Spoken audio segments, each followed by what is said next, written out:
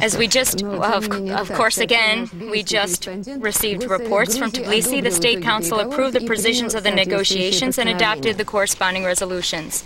And now, a chronicle of today's economic events. We'll begin with reports from the Donbass, where a bus transportation strike was announced.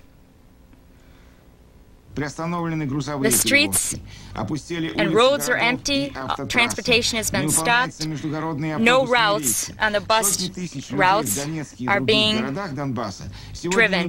Hundreds of residents in the Donetsk and other Donbass cities did not reach work before their shift. The work regime in factories and in mines has been disrupted. The coordinating strike committee allowed few cars and buses to deliver bread, milk, or work in hospitals. In a series of towns and villages, however, no automobiles got through. The driver said that the strike is not political, it is not motivated or connected with today's events in Moscow, with the Congress of Former People's Deputies. The strikers are demanding only economic points. There are no spare parts and all trucks are worn out. Drivers' salaries are today the lowest among all Donbass professions. The government should raise the salaries for the drivers by 8 to 10 times. But now, in connection with the growth in prices and inflation, we need to make several other changes to increase our salaries. Yesterday, oil workers in the Komi SSSR announced a strike. 42 wells have stopped. Teachers and other non-industrial enterprises and spheres joined them in Usinsk. All the work has stopped because under an agreement with the Russian government, these demands should have been considered by March 15th. These concern the freeing of prices and establishment of privileges for far north workers. However, the situation worsened when 700 million rubles were given to TNT workers. These people consider that this is not a fair resolution for those in oil and steel work in the far north. As the press services of the Prime Minister of the Ukraine announced, the Prime Minister adopted a series of resolutions opening ports to foreign ships. Leaders of the Uzbek government and leaders of the oppositions met with economic experts to discuss the possibility of introducing national currency in the republic. The issues of a unified space have become very important in the last year. First, the military strategic, the economic, and now an informational unified space, which has been threatened by collapse, have become important.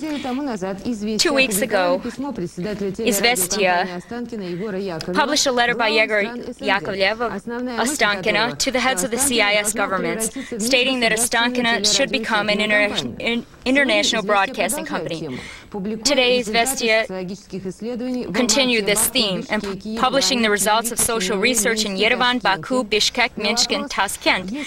When asked if you had the chance to see only one program out of all those currently in existence, which would you choose? Residents of all the capitals, with the exception of Yerevan, said that they would prefer to see the Ostankino channel, which pleased us, of course. Ostankino now depends on the existence of the CIS. And how the majority of people now believe that this Ostankino channel should exist. How the majority of heads of the CIS republics think we'll know only after their meeting in Kiev, but how the majority of residents of the capitals think we already know. You already know that the center of the CIS is Minsk. This is the new capital. And today the working group has finished preparations for the meeting in Kiev. What do you propose to talk about at this next meeting? Questions of the socio-economic issues, the military. There's a block of questions concerning the military, a block of questions concerning the borders of the Commonwealth countries. And these are not simple questions. They require very careful examination by experts. And we can't plan for these things or resolve them in one day. All the questions received by the working group over a 2-week period were considered and collected and will be proposed to the heads of the government. Do you maintain contact with Kiev? We maintain daily contact by telephone with Kiev, with the Minister of Foreign Affairs, his cabinet, the presidency, the leadership of the Council of Ministers. Kiev residents are ready to receive people for this high-level meeting. Returning to Moscow after a short vacation, Boris Yeltsin is back on his intense work schedule. Over the next 3 weeks, he'll be busy with intense preparations for the opening session of the Congress of People's Deputies of Russia, which is slated for April 6th.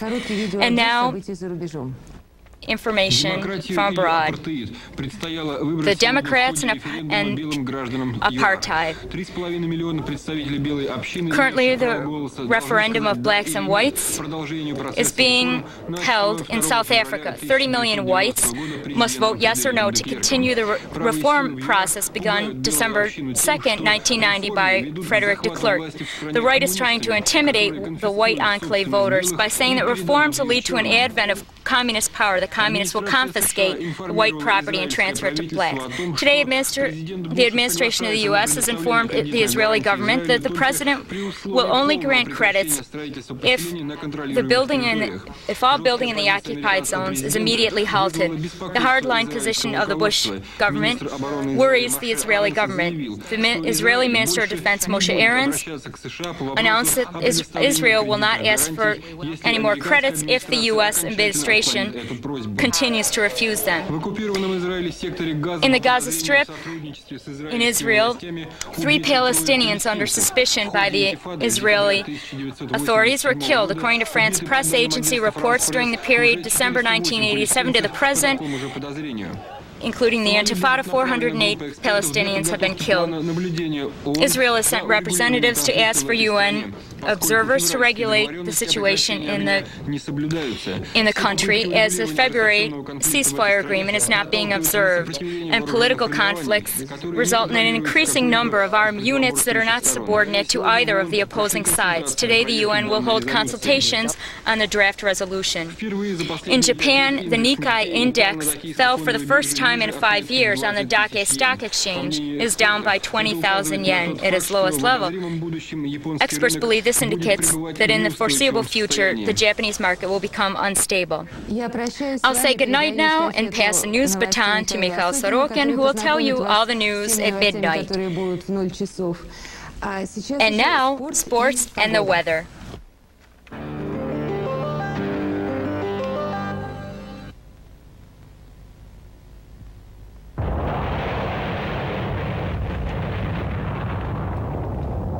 MMM, lowest ruble prices, and a guarantee against any defect.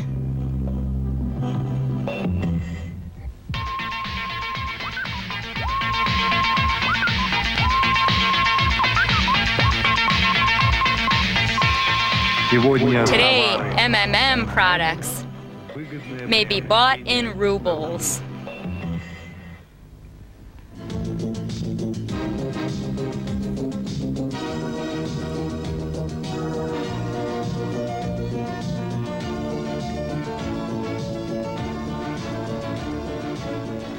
Good evening. I'll begin with the most important information. Several international agencies are abuzz with reports that the capital of Uzbekistan, Tashkent, has applied to host the Olympics in the year 2000. This special announcement was reported and confirmed by the head of our special correspondent, who was at the ceremony. This announcement was confirmed by the head of the Uzbek National Olympic Committee, as well as the president of the International Olympic Committee, Juan Antonio Samacho. All procedural questions are now being examined and are under study. This application will be reviewed by the International Olympic Committee in Barcelona. 22-year-old tennis player from Kiev, Sergei Kolubitsky, won't advance beyond the second round in the World Cup play. He lost in the finals to Italian Andre Bael. He currently leads. Kolubitsky drops to third place.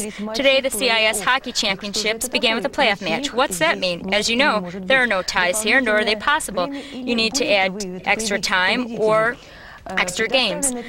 Currently, one team must win 3 out of 5 games. In the first quarter, Khimik allowed only 1 goal by the Army team, and then 4 in a row during the second quarter. The final score was 6-0 with Army ahead. In Dynamo Moscow, it played as if they had come for the cup. Dynamo scored in minutes. During the second period, Bolden evened it up. But Korolyov pushed Dynamo ahead. Then Spartak scored another